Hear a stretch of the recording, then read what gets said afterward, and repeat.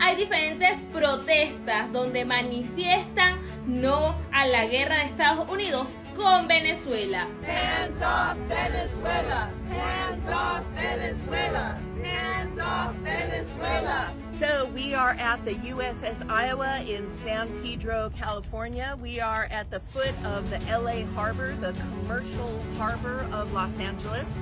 It brings in, between LA and Long Beach, we bring in 40% of all the goods in the United States through shipping. And this battleship was brought here about 10 years ago, which we are fine with. It was a battleship that fought fascism in World War II. But there are other parts of this history too, not real well known. In 1984, Ronald Reagan used this ship to park off Nicaragua to threaten it with invasion. That's the USS Iowa.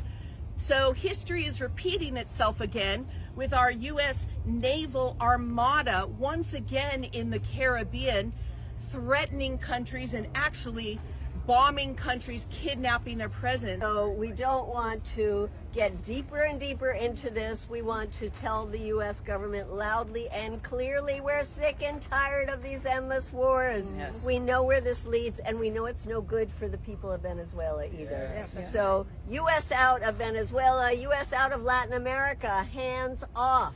We have to make sure that we keep saying to them, it is none of our business. Woo! Right. It is Hands up off to the people Venezuela. to Venezuela to decide what their government is going to look like. That's right. And that we heard the exact same thing they're saying now, we heard around the war in Iraq. We heard weapons of mass destruction, now it's Right. supposedly drugs. We heard it was going to be paid for by their oil, the exact same thing. And we heard it was going to be a cakewalk, right?